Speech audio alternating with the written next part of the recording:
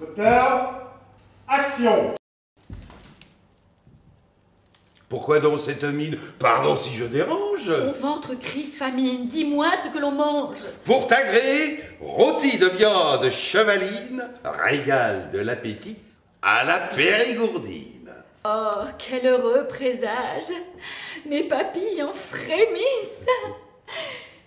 Peux-tu dire, sans embâge, le secret des délices? Pour ce faire, voici des cèpes que j'ai cueillis, et puis 2 douzaines d'escargots petits gris, et pour qu'on en finisse, du persil, un peu d'ail, échalotes et pastis. Et voilà le travail. Cyrano, tu m'épates. Quel futur délectable. Je n'ai plus qu'une hâte, c'est de passer à table.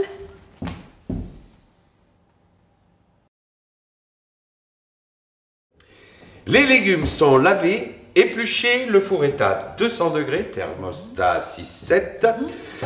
Pour commencer, pendant que je m'occupe du rôti, je vais te demander de réaliser un beurre d'escargot. Alors, je mixe 30 g de beurre avec de l'ail et du persil. Et l'échalote, je t'ai tout préparé.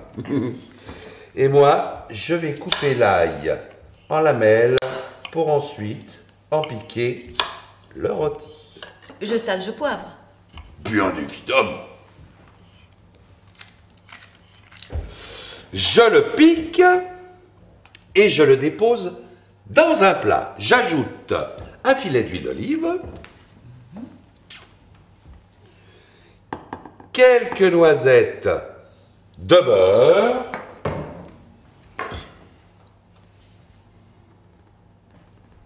et je parsème d'ail non épluché. De l'ail en chemise.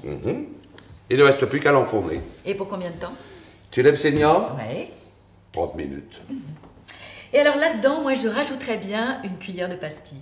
Eh ben voyons. Et voudrais-tu pour cela que je t'applaudisse? Mais ça donne du goût et c'est bien plus digeste. Mais n'en mets pas beaucoup. Oh là! Suspends ton geste.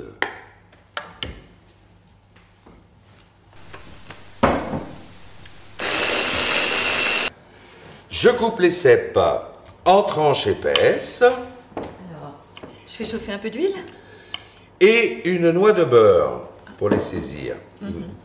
À noter qu'on aurait très bien pu utiliser aussi des morilles ou des chanterelles. Oui, ça c'est fonction de la saison. Absolument.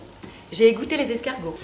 Les cèpes sont réservés. J'ai fait chauffer un filet d'huile d'olive dans la poêle et je vais faire sauter les escargots, poivre.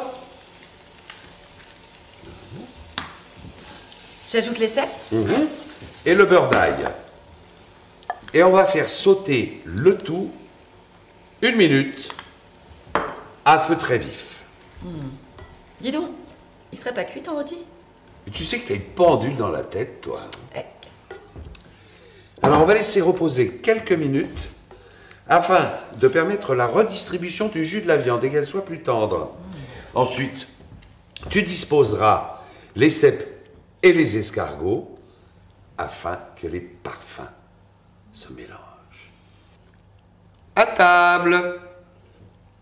Tiens, sans plus attendre, goûte donc ce beau plat. La viande n'est-elle pas tendre, son fumet délicat?